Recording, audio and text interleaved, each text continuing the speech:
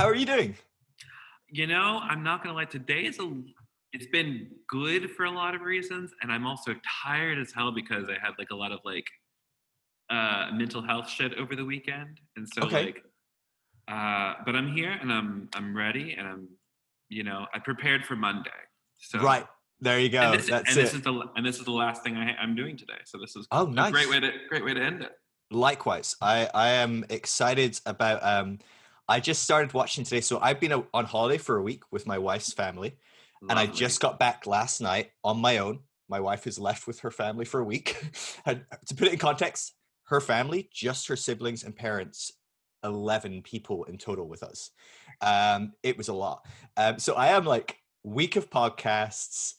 I'm Hmm. like loving it. But I just started watching Humans on Netflix, which I missed the boat on this. It came out like years ago, but it's about AI. Basically they launch like robots that you can rent to or buy, and like they basically like Mm. clean your house and stuff like that, but gain sentience and all that kind of stuff. So that is my evening tonight. I'm like gonna binge the crap out of it, man. I'm I'm excited. so So excited for you. yeah, but I do have a fever right now as well. I've come back with like it's not too bad. I think it's like just a hard cold, but I'm like a baby. Listen, sometimes the travel sickness, I always get a little when I come Yeah, home from something. the cocaine. You know. So if you keep going, a traveler, right? Yeah, So all that to absolutely. say, if I like at some point like glaze over and look like I'm not following, I'm just like blanked out in a fever. But I'm No good. worries, mate. Hot drink here. I'm good. I'm excited to have you on. I'm really excited. Yeah. Um, I've been kind of tracking with you for it feels like ages. I have no Also, context. do you need to record? Do you do you need to record now, or do you know when you want to start recording? I'm good. I'm recording. Okay, good. I'm happy to start wherever. This is like No, one I of the didn't most see. informal you'll ever see. So, No, but this is I'm perfect really because excited. I just didn't see that you were recording because I forgot one time to record and it was a whole to do. So I just Dude, wanted to make sure you were recording. that is literally my greatest fear. I haven't done it yet. But it is my greatest fear that I had one that the recording was so screwed up, and it was, oh man, it just Oh broke my no. heart because it was such an epic call as well. Basically, there was Mm. this couple that, are you familiar with Bethel Church? Big Oh, charismatic. of course I am. So this queer couple come out of Bethel and write an open letter to them, and it was amazing. And I was very involved with Bethel back in the year, like 12 Mm. years ago or so. I went through their school. I worked with them for a couple of years. I was very BSSN. involved. Yeah, and Ooh, okay. was heavily involved in helping out with their leadership development program, which is like thousands of different churches involved and helping Right. them write their curriculum. And that was a whole nother thing, like trying to write their curriculum in a way that I saw things without getting myself kicked out and obviously not Right. having any influence at all. But anyway, I did like a 3-hour interview with them about that. We went like into great depth and got to the end, and the video was just completely scrambled. There was just no video. The audio was breaking in and out, and I was like, I feel like such a jackass going, hey, could we just have a 3-hour conversation again whenever you're free? The Hmm. worst. So yeah. It is Happened though, what it right? is. What Things can do you do? happen. What can you do? So I'm excited to have you on, man. And I know that, well, sorry, I say man. I I'm realized fine I with did it. this. Are you good? No, like I always tell people like they them are my pronouns, but like I think terms of endearment like man or girl or sis or bro, Mm-hmm. those all feel good to me because Okay. I'm a brother to my brothers. I've been my whole life, and I'm a sister to my queer friends. So like, I don't give a fuck. Okay. Awesome. Good. I'm glad because I am not. I Mm, just go. I just go, and then I'm like, oh crap! I have just said mm, something like wildly offensive and mhm. not remotely thought. I'm just very Yeah. thoughtless, probably more than anything. I think so. Well, But I catch myself. I think the fact that you just caught yourself says that you actually are thoughtful and that it does matter to you. Mm. No, and I know if I said, yeah, I would prefer not that, you would be like, yeah, perfect. Oh, And I'd then, go out of my way, but yeah, which still is probably like, end up that screwing up is, somewhere. oh, of course, like we all will. And That's a journey, right? yeah, and that's the whole point is like, it's not to never mess up. It's Mm. to apologize and try not to mess up next time. It's Right. literally that simple. Yeah, you're right. So awesome. So you nailed it. Really, you nailed it. There you go. There's a lesson in anyone that's watching, listening, right there. So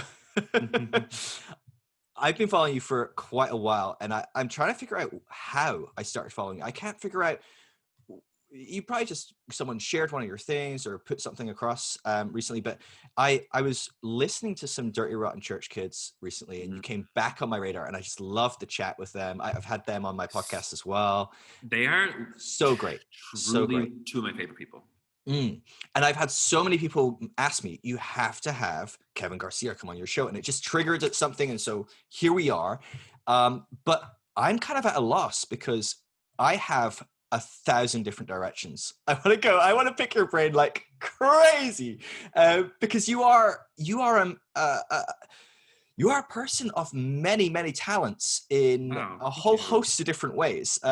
Just even thinking, how do I introduce Kevin? I'm like, you do a lot of things. You are an online pastor. You are a queer theologian. You're a witch. You're a tarot card reader. You're, I remember you saying you were a diversity consultant on Sure. Church Kids. You got a lot going on. You are juggling, and so how do you, why don't, instead of me trying to somehow create some sort of bio for you in that mix, why don't you introduce yourself really briefly to, or as long as you want, I don't really care, to people that haven't come across you, don't know who Kevin Garcia is. Who are you and what are you about? My name is Kevin Miguel Garcia. I'm an accountant. Is that another one in the mix? I'm just kidding. You're like psychic on the side. You're just doing some accounts. Oh no! Listen, this is the year I have to hire an accountant because I'm making so much money. There you go. You made it.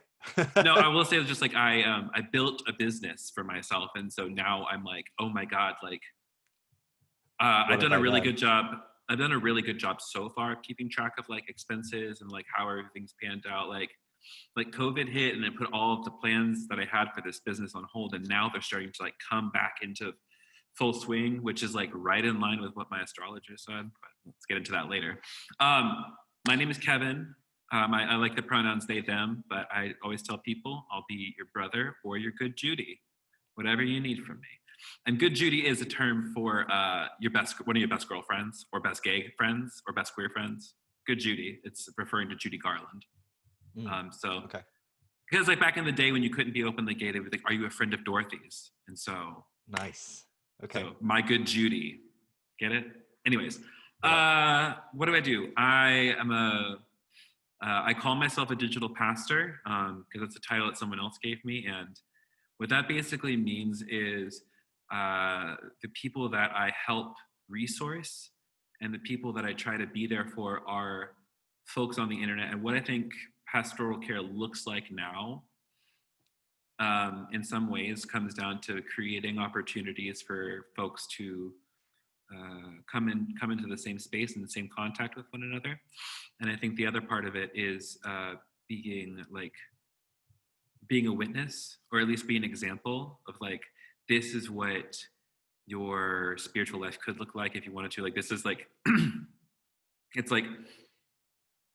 it's kind of one of my friends put it this way. It's you give people the opportunity to go second. Mm-hmm. So in some ways, I think that being a pastor, especially I look at people who I consider to be my pastors, like Nadia Bolz-Weber is one of my pastors and figures that I look up to. And she's something she told me, she's being a pastor is just willing to the willingness to fail in public and be honest about it. And it's beautiful. I think that's where I've landed with it. It's yeah. I'm not, as Brene Brown put it, I'm not here to be right, I'm here to get it right. And I think getting it right looks for me, I want to create spaces for queer people to find authentic connections to their divine, to God, to love, to whatever language you want to put on it. And I'm here to, a way that Megan Watterson put it is I think there's a whole Christianity we haven't tried yet. Maybe. Okay, I like that. Yeah. I don't even, personally, I don't want to call it Christianity. It's just bad word association. I want to call it anything but that, but just the language is the problem. Words are problems in general. It is, right? So I do that. I call myself an intuitive soul coach. And what that basically means is I work with people on kind of undoing all of like the shitty things that you tell yourself. Like if you have like a fear, a phobia, if you have if you need to come out to your family, if you need to like reconstruct some sort of like spiritual practice, that's what I help people do. I've been doing it for over a year now. And I fucking love it. It is the greatest work ever. And it's not because it's cool. It's because like I get to work with some of the most passionate individuals who are ready to get over like all of the damage that we incurred. Like people who are ready to heal, that's who I like working with. And I think everyone is kind of ready to heal, we'll admit it. And I also got a degree in music education, and I love singing. I love singing old hymns. I've heard quite a few of your hymns on Instagram. I gotta be honest, man. Again, there you go. I'm drawn in. You have such an amazing voice, and yeah, I gotta be honest that it triggers the hell out of me at the same time. It's like this yin yang dynamic of like, oh, that's beautiful, and then I'm like, oh, why is he saying that word though? Right? Again, language, what we associate, things like that, right? And that's the thing that I tell people is just like, for me, it's like I have to remember like, what's the thing behind the thing? Like, it's just like. Something A Course in Miracles would say is like, I can only see the past when I look at this object. And so when people see Jesus, it's like, I can only see my experience of what someone else said was Jesus. Yeah. So when I look at that, if I know something is different, like for me, it's just like, I had a weird spiritual experience when I was 9 years old. And when I met Jesus, quote unquote, I don't know how to qualify it in any way. It's all good. I just always say, I met Jesus at 9 years old in the woods, and it was the greatest experience of my life, and I just kept chasing it. And that's kind of how I ended up here.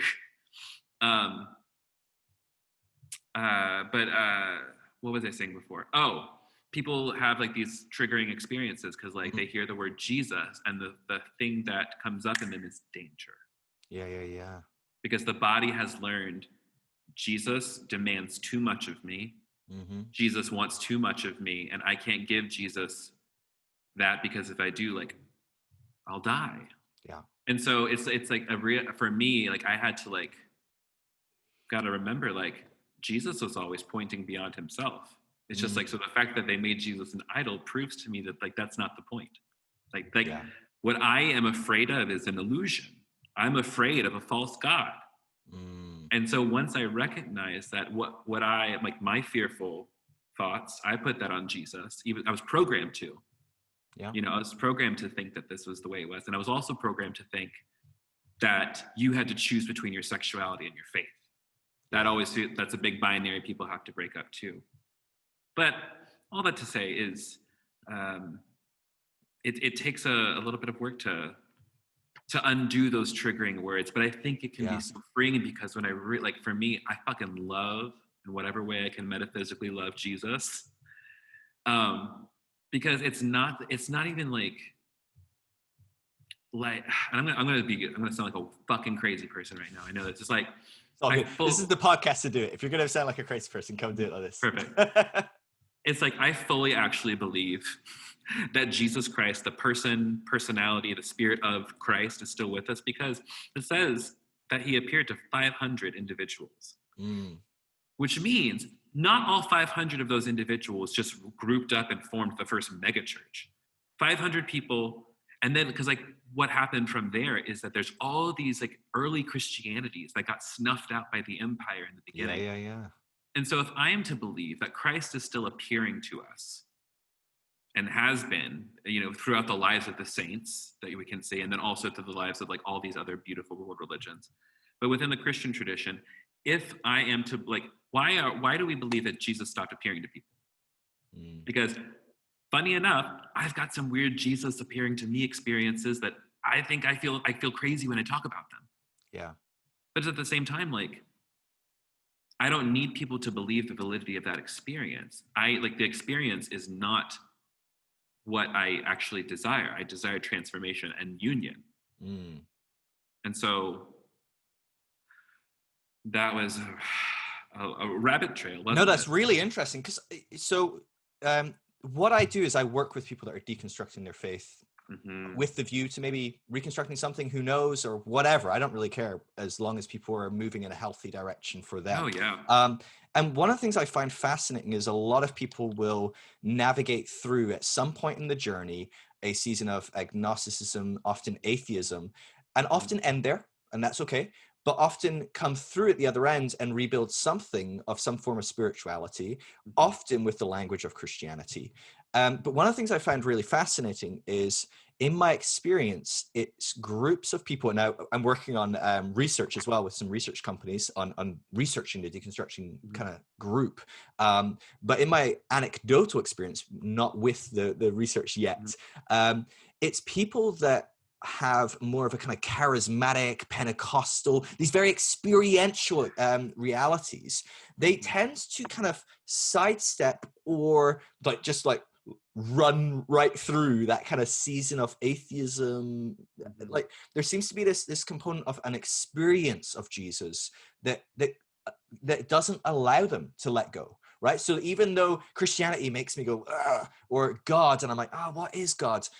I can't let go because I've had some kind of experience that Mm-hmm. maybe people that are in more of a charismatics, we call it like a dead faith, or just like, Mm-hmm. like nominal or whatever. Now, I think most other faiths that are labeled that are probably very real and living for a lot of people. But people that are in those maybe more liturgical or whatever they might be, Mm-hmm. um, tends to not have that luxury in that way. Would you say that's Mm-hmm. a fair component of what you're talking about when you're talking about you Mm-hmm. having experienced something of? Yes, I think that you are spot on. I'll also say, like, for my background, I grew up Southern evangelical. So I Okay. think that my personal experience was pretty atypical for the people around me. Mm, Um, I was always drawn to super expressive worship. I was always drawn to like spiritual things, especially like within Christianity. I was like, I want to know about gifts of prophecy. I want to know about gifts of the spirit. I was always hungry for shit like that. right. Yeah. And so imagine like how lovely it was to like be accidentally roped into Pentecostalism when I was in college and deeply seeking purpose again, especially Right. as like someone struggling with sexuality. Mm, Um, Course in Miracles has a line from the workbook that says, no, it's from, sorry, it's the manual for teachers. It's in the introduction and it says, a universal theology is impossible, but a universal experience is not only possible, but necessary. mm, And so, what I think of as like the universal experience, quote unquote, I think is like a universal experience of like, what does it feel like to be loved and whole and just to like recognize that I might be suffering, but it's not the only thing going on.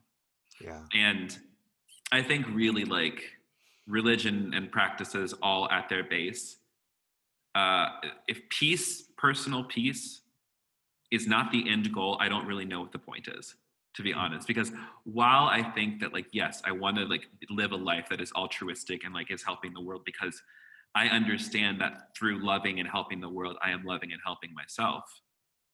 But really like the whole goal, like I would say like what the Course says, the teacher of God is generous out of self-interest because he gives away only that which he could never lose.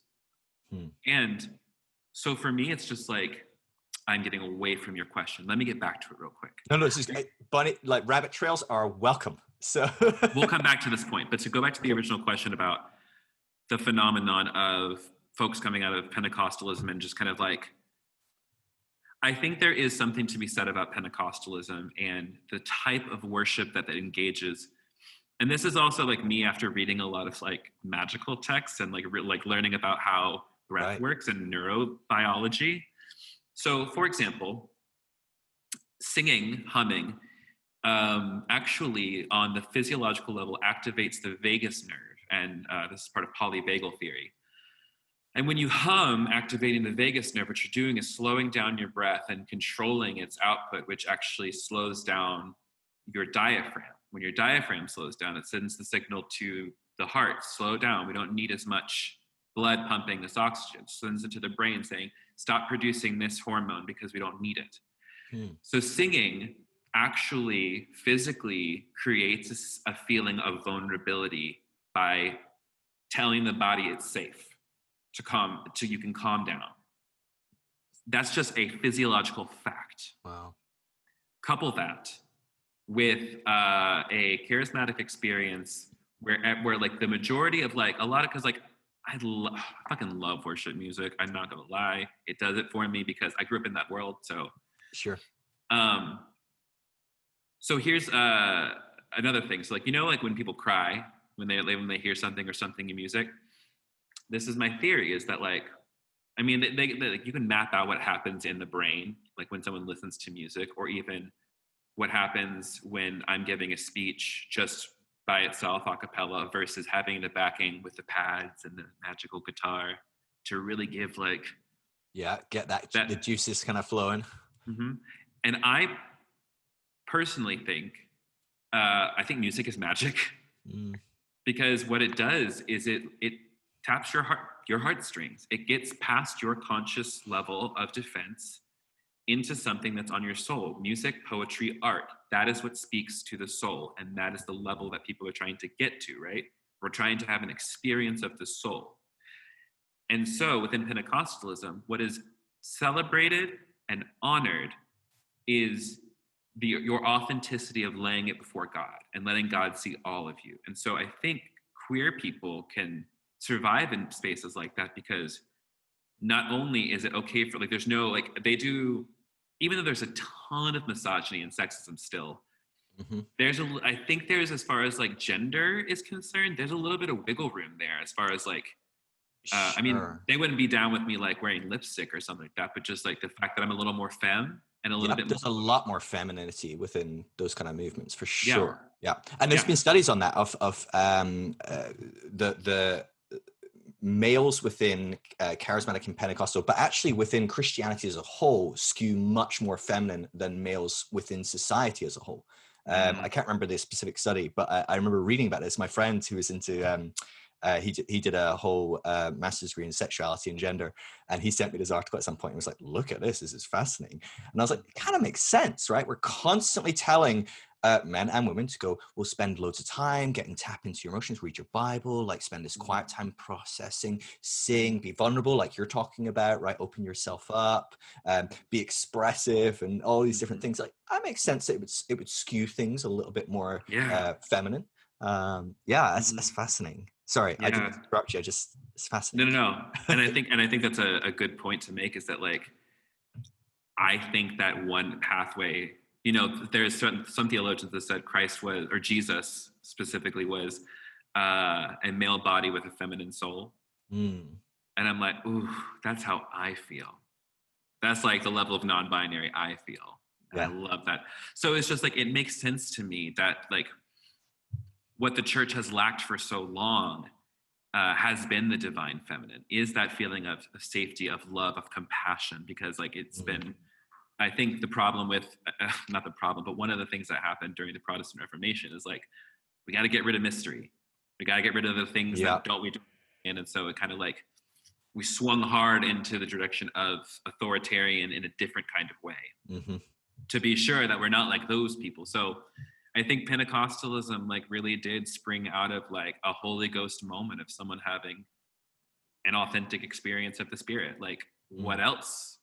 Why else do people like, why did John Wesley go off and start the Methodist Church? Because the sure. Spirit was moving him. Why did anybody start this shit? And so uh, for Pentecostals who have this really, we get a taste of the soul, we get a taste of this universal experience because we were doing these like really intuitive practices, singing, moving our bodies, letting emotions flow.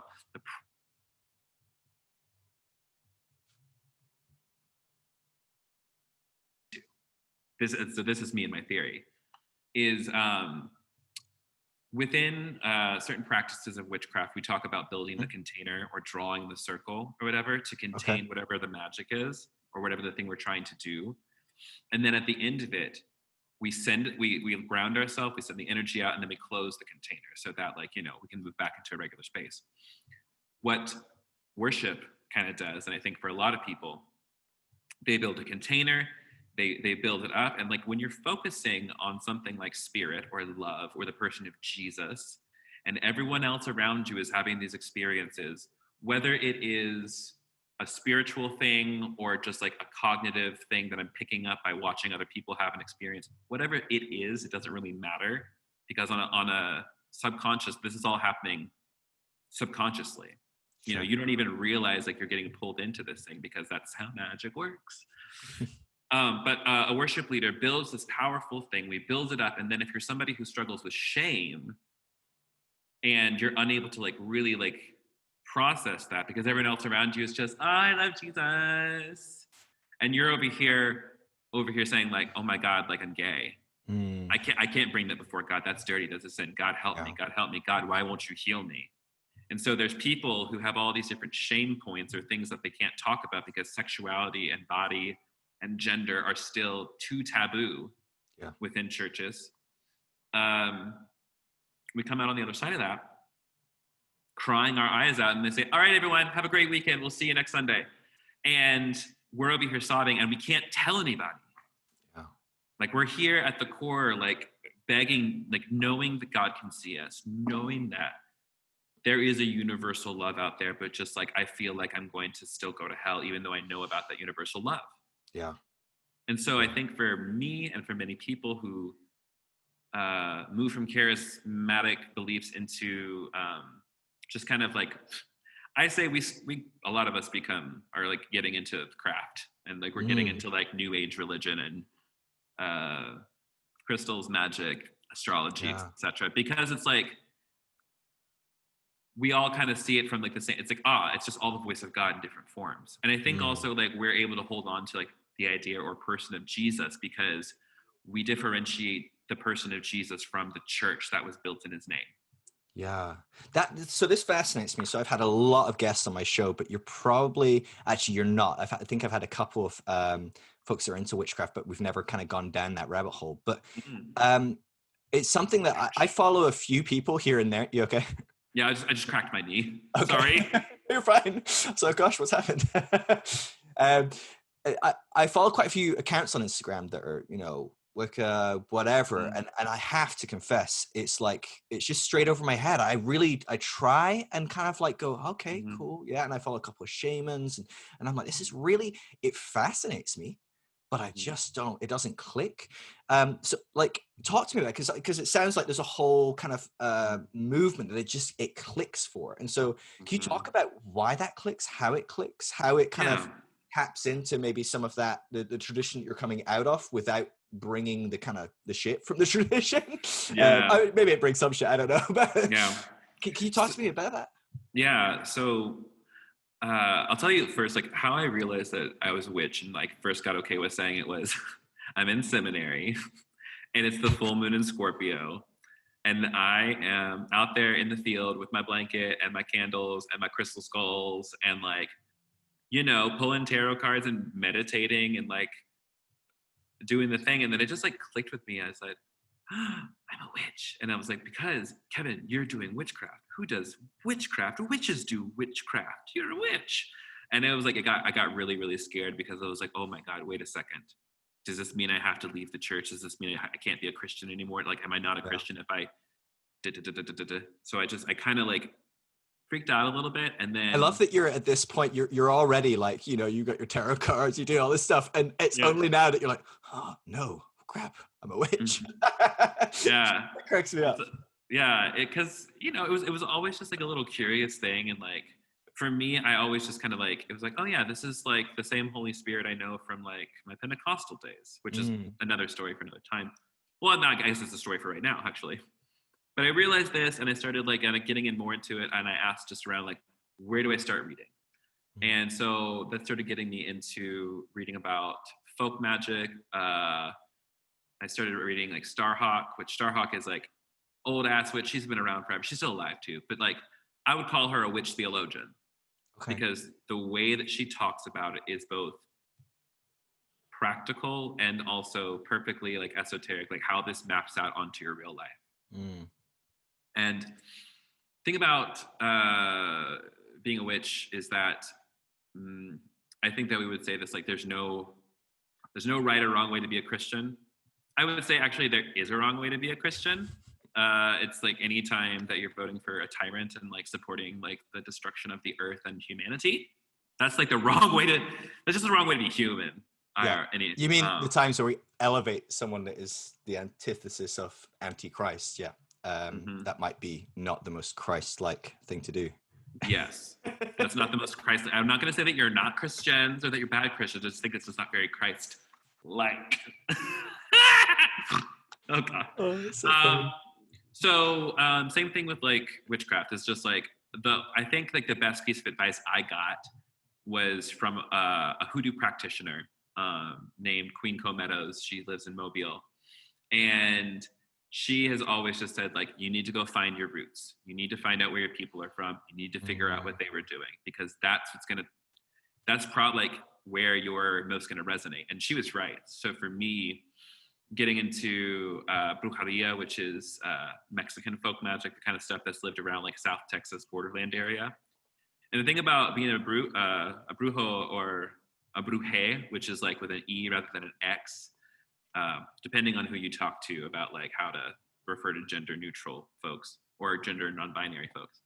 The thing about studying that, it really was like,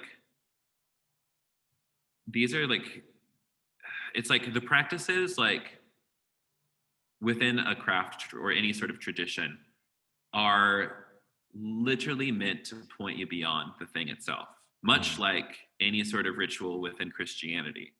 The bread and the cup is not important unless you understand what the bread and the cup represents.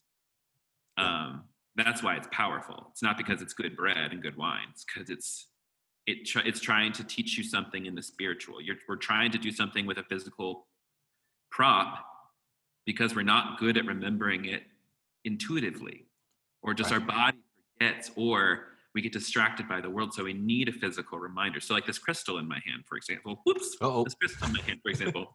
This is citrine. Citrine is a rock that's supposed to help you get more money. Unlock your blocks to your wealth. That's why you need the accountant, man. Rocking some citrine. I need to get me one of those. Yeah, wear it around your neck and see how it comes in, mama. But like, I don't actually fucking know if this rock does anything. This could just be a very pretty crystal that the earth made. And I love that. And so then I like break it down to two things. Like, A, if it's actually doing anything, amazing. Love that. Two, if it's not actually vibrating, as people would say, I was just like, this is a reminder to me that I'm worthy of being paid for my work. Yeah. I'm worthy of like the things that I get paid. Like I'm worthy of the things I get paid to do. Yep. And I don't need to have any shame around that. And also it's okay to ask for it, because the more resource I have, the more I have to give away. Yeah. And that is a pretty fucking dope reminder. Yeah. So at minimum, if that's all that is. Yeah.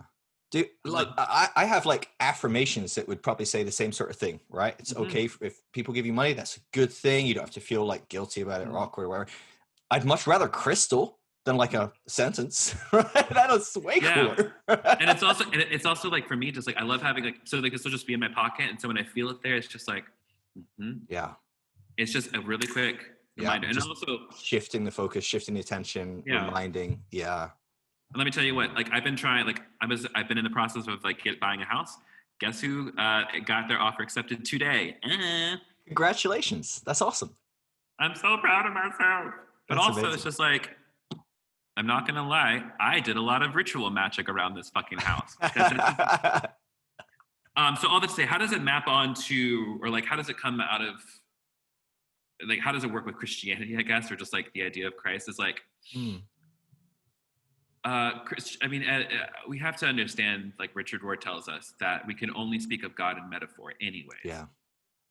And so I'm already somebody who is not afraid of hell because I don't think hell exists. And so if I'm not afraid of hell and I want to experience more God or more love or more peace or whatever the fuck it is that I want, why shouldn't I do those things? And so for me, that's what like, these ritual magical practices are for me, is because when I am intentionally taking time to slow down and think about what's going on in my life. What am I? And because like the thing about like magical work is like it's not even about like I want to attract love or fortune or something into my life. It is a way for me to self-reflect on such a deep level and allow spirit to move in me in a way that I can let so much shit go. Yeah. You know, the smell of lavender, like just a little bit of essential oils in my hand and a prayer, that to me takes me out of a panic attack. That's whether that's like mental cues or it's magic, doesn't matter. It could be the same thing. Yeah. Because for me, like I do these practices because they help me.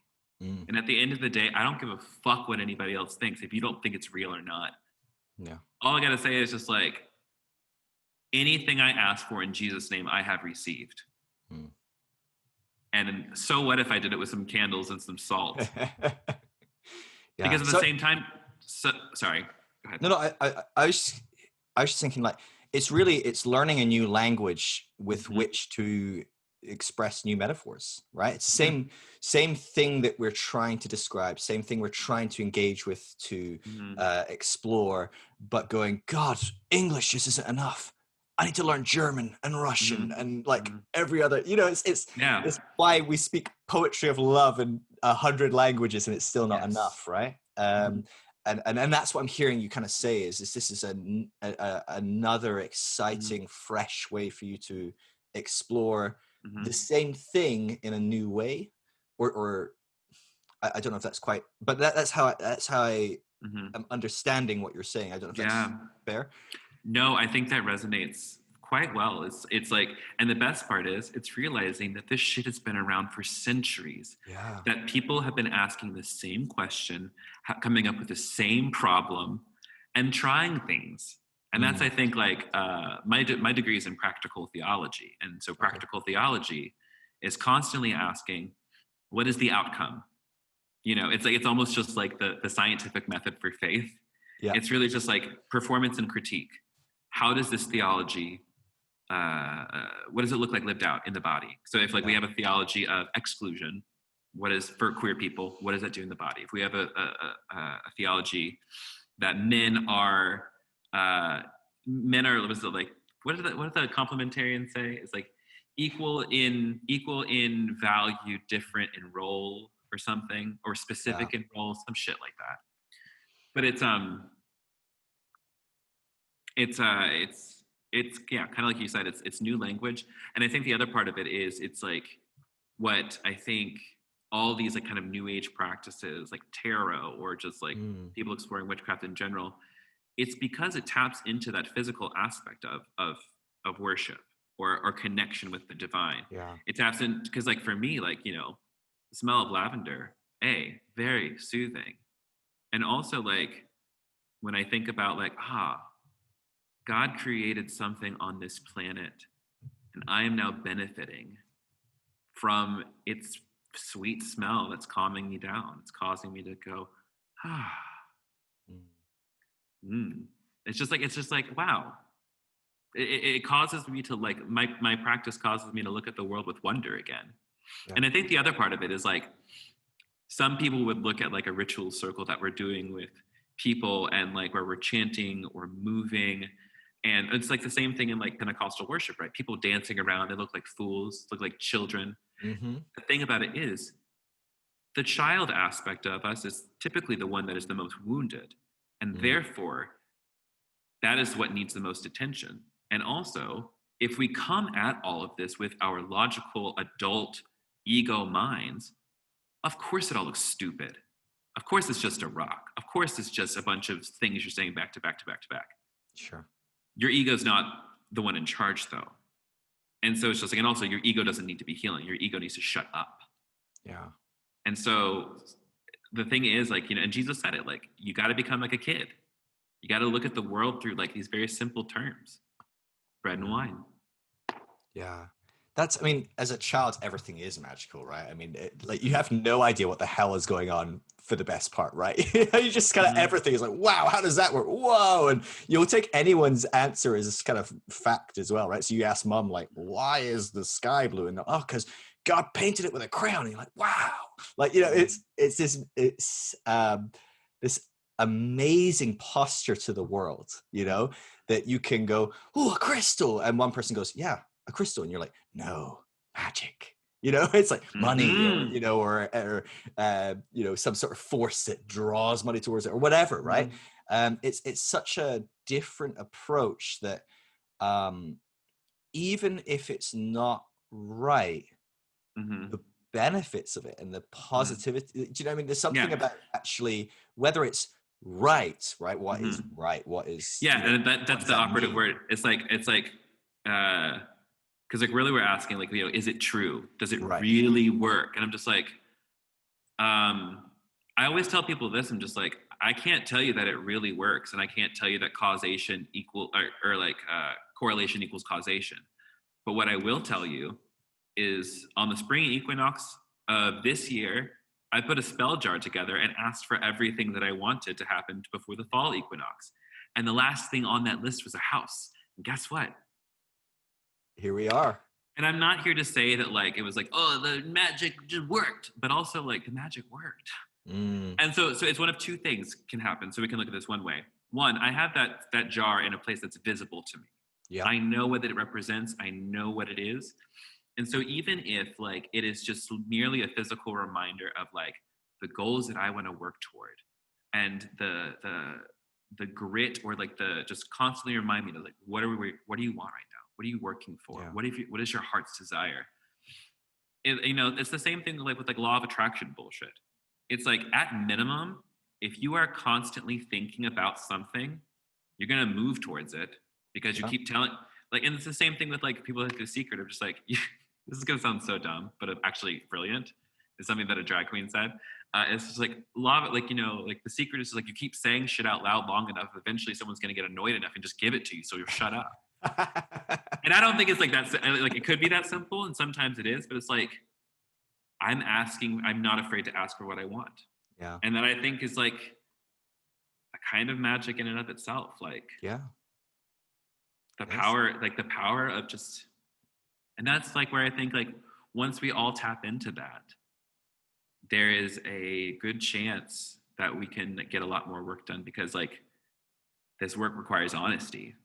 Mm, And like, and here's the deal. I'm not here to say that like I'm God's favorite or anything like that. I will say like I recognize that like I pass as male, I pass as white. Um, I've had the support of my family for a long time, and that's helped me do a lot of things. And also, I'm a queer Christian working in a field dominated by people who think I shouldn't exist.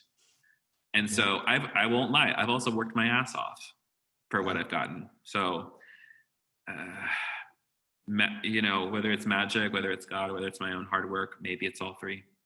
Mm-hmm. I'd imagine it's hard not to imagine that doubling imagine.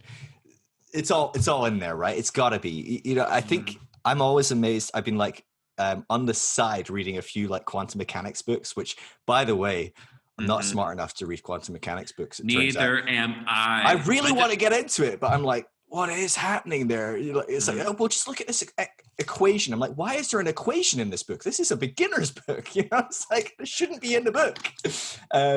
But there's stuff in there that you're just like, oh, these particles go every direction at all times, and they're everywhere at once, except when you look at them over there, they're only there. What? You know, and stuff. And there's, you just Mhm. look at this stuff and you go, this is magical. Like, and ultimately, what is magic? It's just what we don't understand, right? I mean, Yeah. at the end of It's the day. not, And so it's we like tapping. limit things, right? So quantum mechanics is not magical, but it's magical, right? You talk to any Mhm. like any scientists, or you know, like anyone Mhm. in that field goes, if you understand quantum Mhm. mechanics, you don't understand quantum mechanics. You've not studied it enough, right? And you can probably say that in most fields, but quantum mechanics is to a whole nother level. Right. But it's this thing of like, we go, oh yeah, no, I understand a crystal or a rock or a circle of salt, or I don't know how it works. I'm throwing out some tropes right there. Yeah, you're fine. But we go, it's just a rock. It's just this. It's just a card. Mm-hmm. But actually, life is showing us the more we dig into this, it's not just anything ever, right? You know, you go, oh, it's just a sugar pill that we gave to people, and yet actually 30% got better when we gave them the sugar pill because they hit the placebo effect, right? And it's like, I guess it's kind of magical. Like because, on some level, that's magic. Because something Course in Miracles says is that there are no idle thoughts, because what gives rise to a world can hardly be called idle. And so something I've been going, like people who like do the positive thinking thing will go into this. It's just like, really just like your thoughts are really creating your world. Like, so for, again, like if I'm looking at something and I can only see the past when I look at that object, then of course I'm going to see a fearful thing, you know? Or if I, this is a thing I'm learning. If I'm looking at every single, you know, white cis het dude as if he's the problem, I'm like, no. They are not the problem. There's a system that's the problem. You need to like be able to differentiate between the two if you're going to have kindness for people. Kevin, just talking to myself. But that's really, that's it. It's like how, like, I think the question that I think a lot of people in our position are starting to ask is it useful? And also just like with quantum mechanics, with all the things that we're learning about the nature of the universe and how much we don't know about the universe, I think there's a good principle I picked up from my early days of theology is like new information can lead to a new observation or new information leads to new conclusions. And that just feels like a really good way of looking at things, of always holding with an open hand of like, I could be wrong. I don't think I'm wrong. I also, it's just like being right is not the end goal. Peace. That's the end goal. And that's the other big thing I point to with people is like, whenever you're creating a practice or wanting to hold on to a practice, I always ask, like, does it help you feel peace? Do you feel more grounded? Do you feel happier as a result? That's really the beginning and end of it for me, is like, and also recognize that like some, you know, you might have a practice that you keep for a while and it might evolve and change. For many of us, the practice was Sunday morning or Wednesday night or whenever I'm going to worship. That's my ritual. I go do group ritual. And there's something powerful about that. And then we outgrew it. And now we're at a season of life where I think a lot of us are very, very curious about what is it to connect with that feeling of love or that feeling of divine union. And how do I feel the peace that passeth all understanding in all aspects of my life? Which is where I think like I land. It's like I feel like I'm in a big spiritually experimental phase about like language and practice and metaphor, and you know, learn like especially like the role of what like interfaith work can do for our understanding of the divine. Like reading books from other like I'm reading through Katabi Aktas, which is the Baha'i, one of the Baha'i holy books. Right. Baha'u'llah knew what the fuck he was talking about. Dude, I have never met a Baha'i that I've not gone, whoa. Right? Right. Like, and I'm sure there's plenty of like asshole Baha'i. I'm sure, right? I mean, I don't know. There's one right? But they got it down. Like, I'm like, dang. But it's because their whole principle is our faith will evolve. Our faith is ever changing and growing. And I'm like, well, there's a concept that, like, why didn't people think of that earlier, right? Rather than going, our faith has finally arrived and we will, whatever we do, fight tooth and nail to go back to that moment and fight any kind of human evolution that brings us forward. Like, that's not going to go wrong at all. Yeah. It's just astonishing. Sorry. Anyway. Keep going. No. And also on that note, I dated a wonderful Baha'i guy for a while, and everybody thought that he was bisexual, but I was like, no, he's definitely gay, but he's Baha'i. Because they thought I was saying like That's so amazing. I love it. bi, but like with like a weird aspirate H in there because I'm a gay. I'm just like, Hi. he's Baha'i, you guys. He's not gay, he's Baha'i. No, he was a gay Baha'i. Anyways. That's so funny. That's but, like custom. You could have, that feels like a made up story. That's so good. I cannot wait till I can. So like one of my goals, I want to try stand up yes. in like 2021. That's one of like my bits that I'm working on. I love it. I love it. And I was like this close. We went to one of the high holy days at the community center with him. I tell you what, I was this close to converting. I was like, I'm ready for this. Like, let's do it. I'm ready to like, bye church. The way they do leadership, and I mean, it's fascinating. It just makes so much sense. The way they do leadership, and also like them, and also AA. The way AA, like, if you've ever been to an AA meeting, something they say at the very beginning is like, I think it's two things.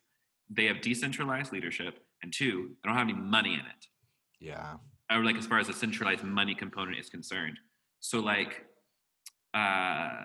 they say, like, we do not accept donations from any sort of group because like any sort of like donations come from members of the group. Mm-hmm. And then, or like the church is donating space for them. And the second thing that they are really big, or the first big thing, they're like, our whole goal here is to help people get and stay sober. Yeah. And that's all we care about. And this is how we do it.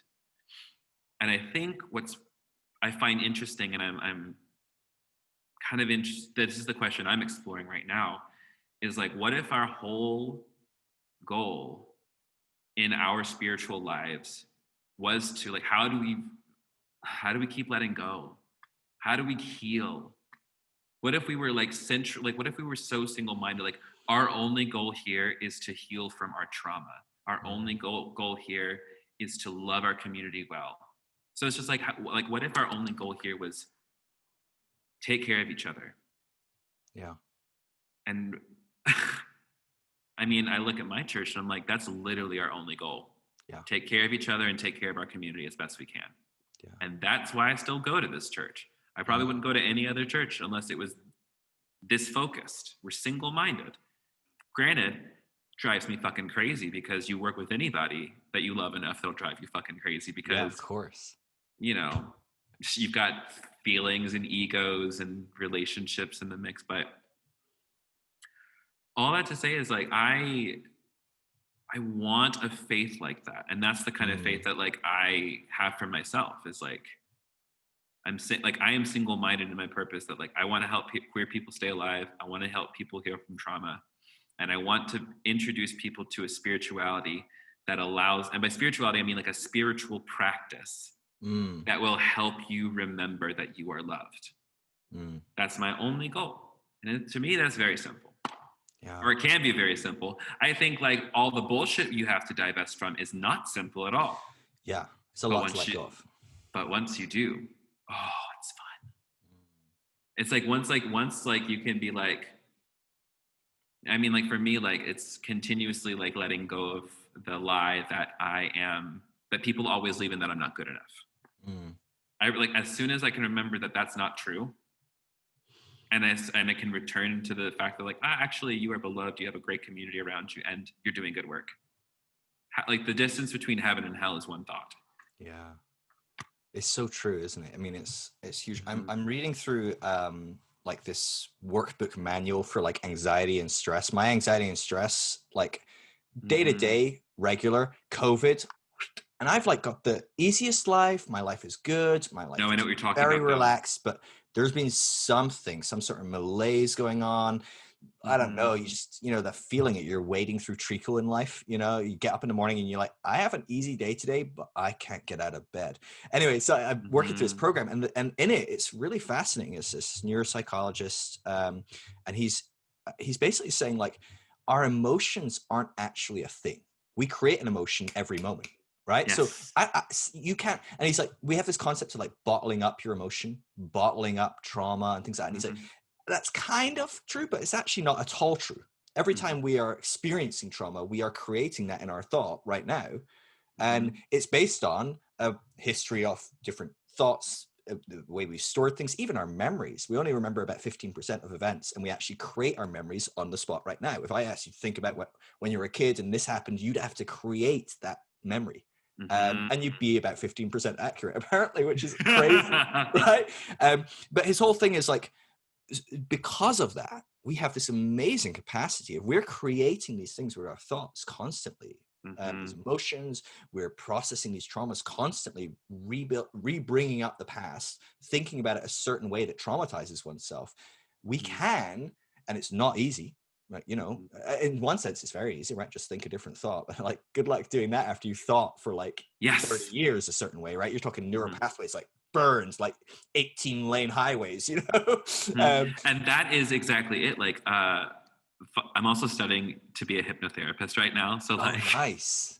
So this like all, I'm like, yep, this, our subconscious, when we give it an idea to work with, like that, it's almost just, I think of it almost like an altar, if you will.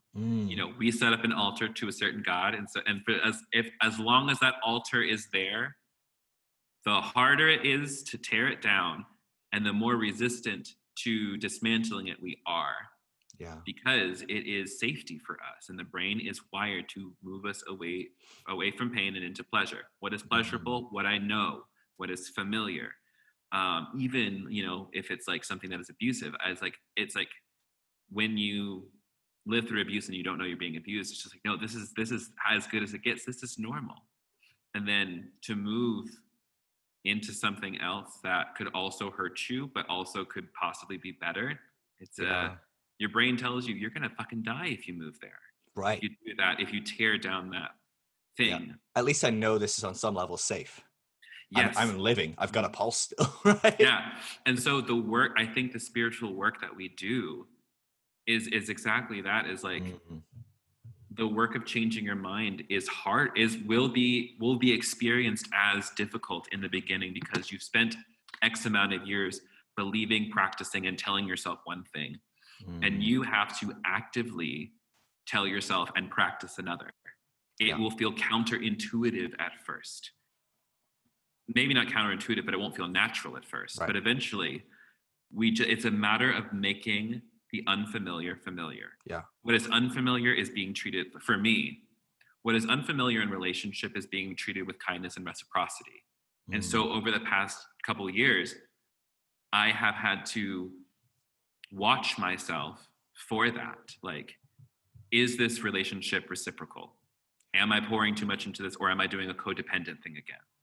You know, or even in like a relationship where it's just like, oh, well, he cooked me eggs the next day, he must be the one. It's just like, Kevin, do you think at minimum, like maybe if someone's making breakfast and you stayed over, that maybe they should also offer you some food? Maybe, yeah, I guess.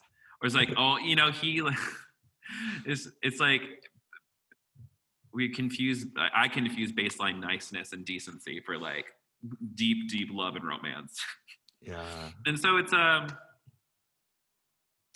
I think like my practices these days is like, how do I see exactly what is in front of me? And how do I like recognize that like when a thought comes up, it's a thought. Yeah. And that I don't need to, like, we were taught to feel ashamed of thoughts, especially in evangelicalism. You can't even think you can't think the wrong thing. And when you spend your whole life trying to think the right thing, and then all of a sudden you can think whatever you want, it's like you're on a bike without training wheels for the first time and you're falling everywhere and scraping your knee and you don't even want to get on the fucking bike again because it fucking hurts. I don't want to go anywhere. Yeah. You got to get on the bike. It's hard though, right? I mean, you talk about these like highways of like 19 lanes and then there's a little dirt path and you're like, I'm good. This is a great route. It's like, this works. And it's not working, right? We know where it ends. It ends up in like pain and hurt and whatever, the same crap every time. But that dirt road does not look good for my suspension, for my whatever, you know. Like, it's interesting to me that, you know, a little bit of a throwback to what you were mentioning earlier about, you know, church being this place that can be really good for us. It does bring some good things. Like, I think it's it's hard for us not to be these like really black and white dualistic fundamental people, right? Where Always. there's good places and bad places, and there's evil and there's good, and there's right and there's wrong, and there's this and there's that. And yet, there was a time in my life where going to church, that I can look back on it now and go, God, there's some toxic stuff in there that really fucked me up, right? Oh yeah, But for at the same sure. time, I can also acknowledge, well, if I look a little bit further back to where I was, Hmm. there's actually some really helpful stuff that it helped me grow in. Yes.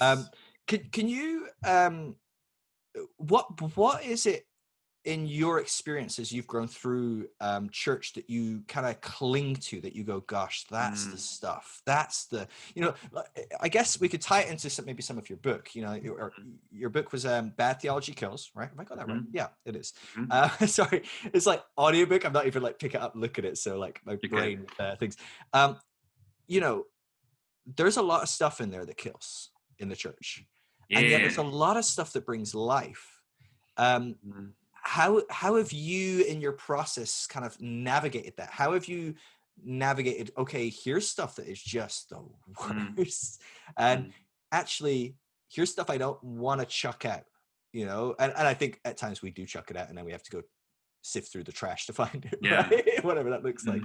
But can you talk about some of your navigation off the picking up stuff out of the faith, getting rid of stuff out of the faith, how you've kind of gone about that process of doing that? I think it starts with like just knowing at the end of the day, like it really like beliefs don't really matter at the end of the day. Whether or not because like if I say that I believe in Jesus, but then I vote for Donald Trump, what does that mean, right? Also, I'm not voting for Donald Trump, for the record. I'm Biden Kamala stan. Don't worry. That's crazy. I wouldn't have guessed that. I know, right? But I think it's like something I've been saying for a while is like I think a theology is only as good as it is helpful. So I also think like I want to know like what do you mean when you say X? So I think the thing that I've held on to is the person of Jesus that is presented in the Gospels, who is very human and delightful. And even though like the Gospels were written way after Jesus allegedly ascended into heaven, a lot of like these things were written like way like, how much memory of that was correct? 15% maybe? Right, that's the scary part, right? When we start putting that into perspective. Yeah, and so, but then I also think about like the idea of like how every single tradition, every single, I think Jesus is absolutely real. Otherwise, he wouldn't have inspired like all these different versions of Christianity to start popping up all over the Near East. Weird shit. And so I kind of cling to this idea that like there is more than one way to be a Christian. If I want to be a Christian, if I want to use that term, because like again, early Christians didn't even call themselves that. So it's I kind of give myself permission at first in spiritual authority to say like Jesus is not tied down to the church and Jesus does not belong to the church. They might say we belong to you, Jesus, but Jesus does not belong to them. So if you don't want to be a part, and the thing about it is it's like I realize personally on a cosmic level that the whole of humanity is the body of Christ, so therefore is the church. So like I'm not worried about being excluded from the church because like I am the church. You can't be, yeah. I physically fucking can't be. Like, you can't sit with us. Okay, I'll go sit with them. Fuck off. Yeah. And so like that's the thing. You gotta like the thing that starts off with like my favorite verse. I am persuaded that neither height nor depth, angels nor demons, powers nor principalities, nor nothing in all of creation can separate me from the love of God in Christ Jesus. That's a good one. Another good one. For in Christ Jesus there is neither male nor female, Jew nor Gentile, slave nor free. These are all these like weird verses that sometimes we bring up, but we don't ever really unpack them as much. When that verse says nothing, what does it mean? When the apostle Paul says there's not male nor female, he abolished gender. Yeah. And I'm just trying to read the Bible, okay? I'm just trying.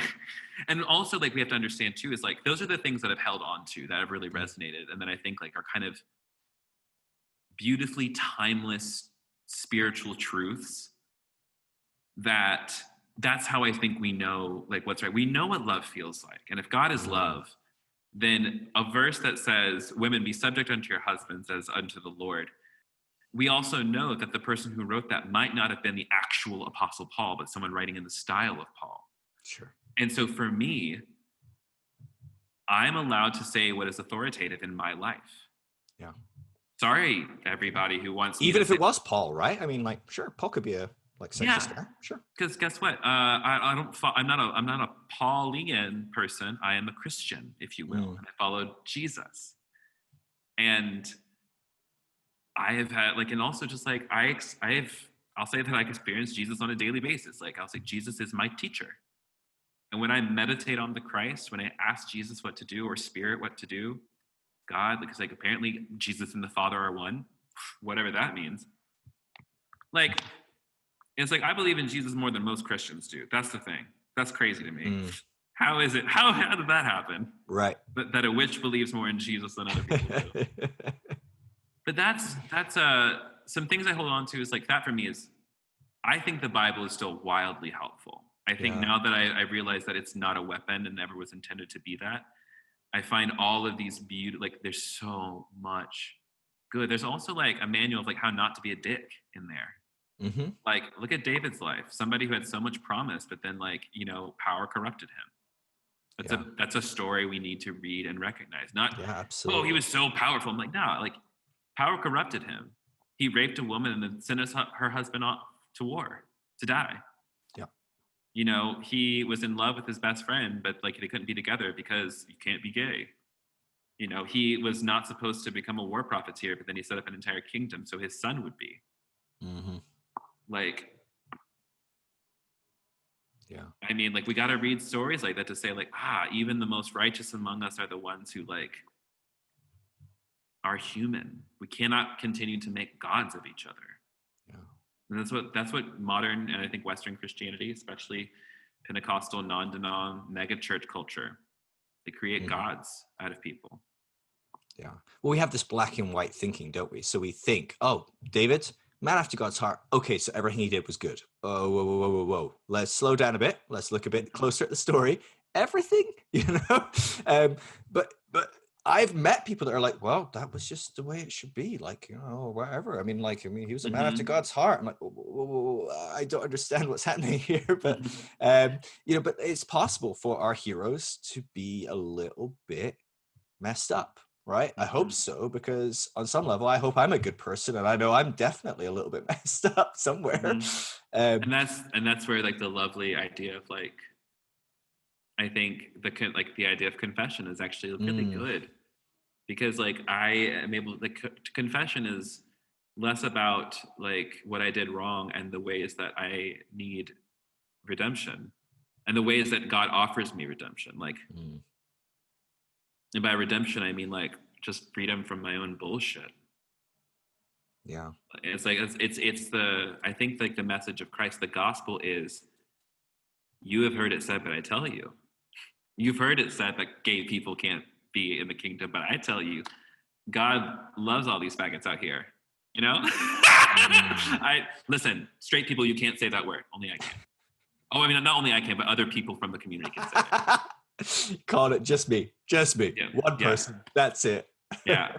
Wow, Kevin, you really gave yourself carte blanche, didn't you? Yeah, but like you've heard it said that like, you know, women can't be pastors, but I tell you that the church was founded by a woman, Mary Magdalene. I've got and that's another thing. My faith has evolved to a point where like, based on actual research and new documentation, understanding what were the texts and stories that were a part of early Christianity that didn't make it into the Catholic canon. Yeah.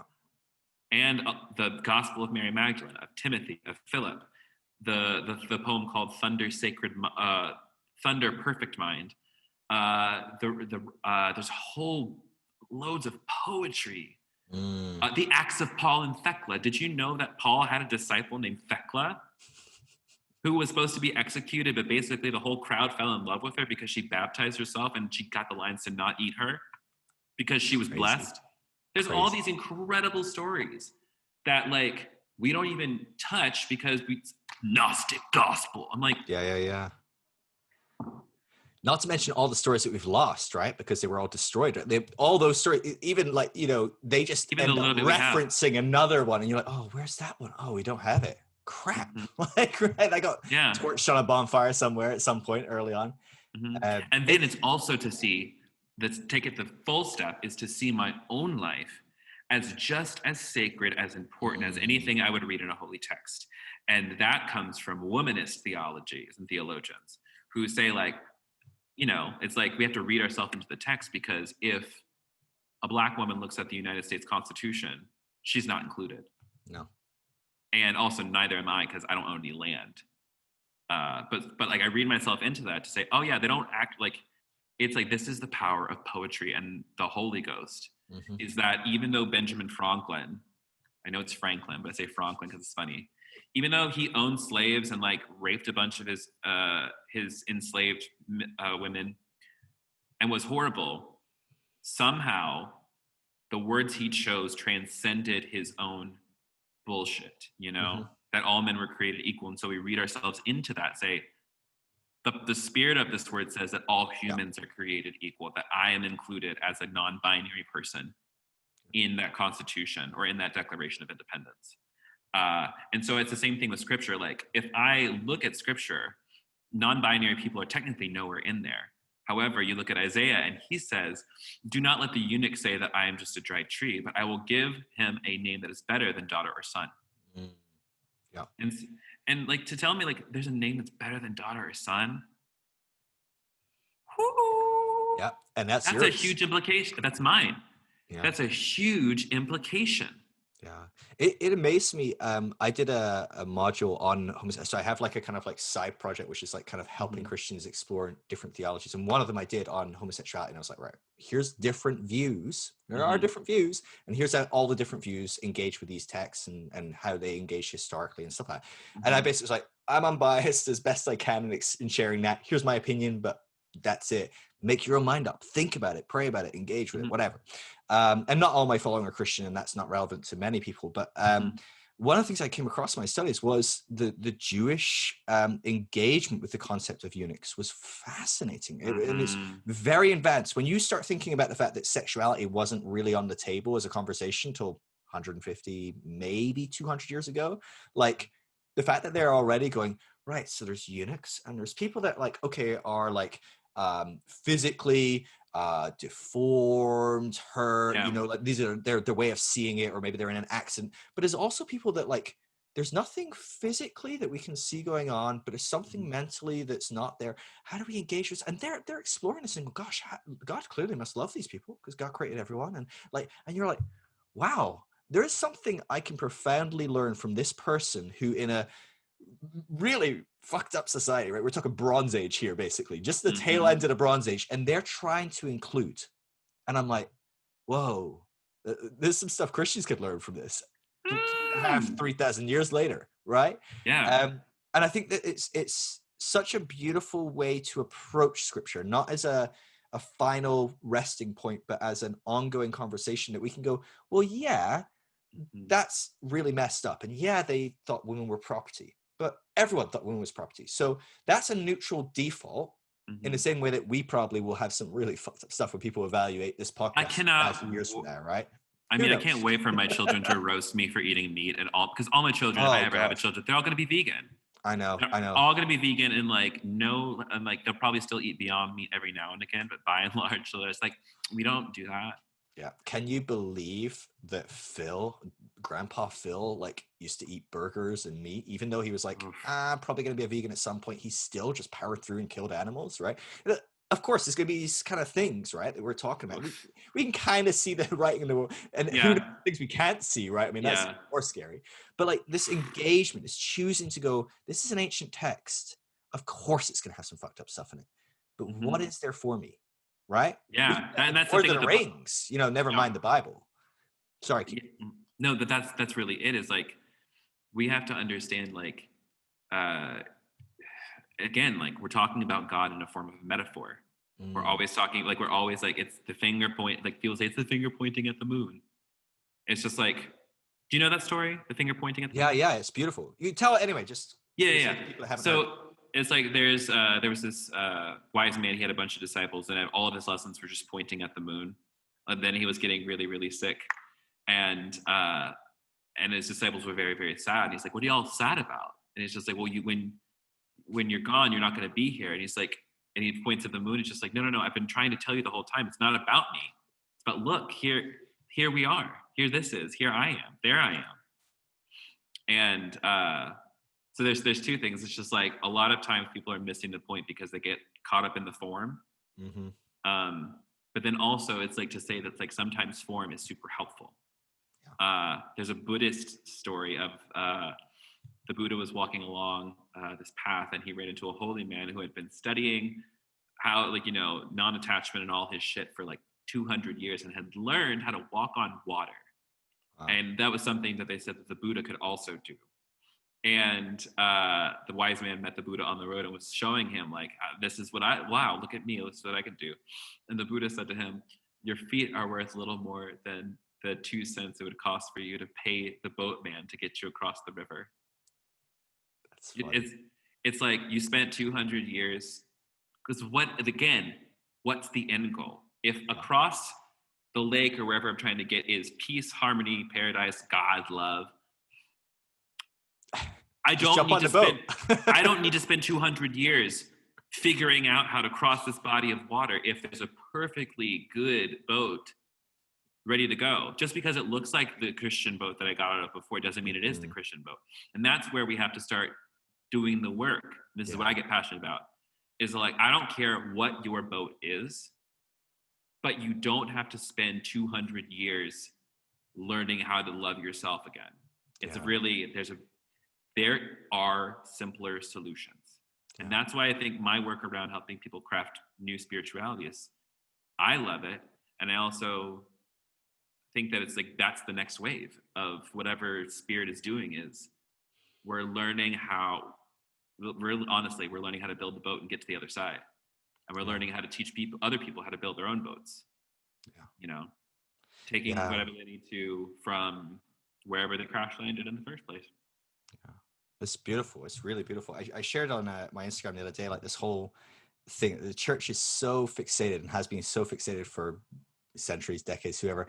It's constantly going, God, send another revival, send revival. And I think it's one of the great ironies that I think this is the revival, right? And I think God's finally like, okay, so there's a whole bunch of people that just aren't going to do it through this box, right? It's just not going to work. They're not going to come into this box and then find me and move towards something bigger than themselves and truly learn to love themselves. So what if we just go, fuck the box? If that works for some people, you live in the box, cool, do your thing. But actually, what if we just explore this beyond? And I think what you're doing is extraordinary work. It really is extraordinary what you're doing in helping develop a community, helping people feel seen and loved and able to be themselves fully and not feel that they're constantly having to put on some kind of front to receive love and acceptance. That's in my mind, that is the most important work that one can put themselves to, whatever that looks like. Maybe I'm very biased in my perspective or whatever, but I genuinely think it's one of the most important things what you're doing. I really, really appreciate it. I really appreciate it. I know I want to be sensitive to your time. We probably at max got about 10 minutes or so. How can people connect with you, get involved with what you're doing, support what you're doing? I know you've got a book. I love your Instagram. What have you got going on that people can engage with, and how can they kind of connect with you through that? First, before I tell you that, thank you for all those kind words. I received them. It means a lot. Especially because I've been feeling so shitty. So hearing kind words is like, okay, you are doing, like, Kevin, you're not a total fuck up. Like, you're fine. Yeah, so, we all need those. We all need those for sure. Thank you. How do we, I wrote a book. It's called Bad Theology Kills. You can get that at badtheologykills.com. 2, you can find all of my stuff at thekevingarcia.com.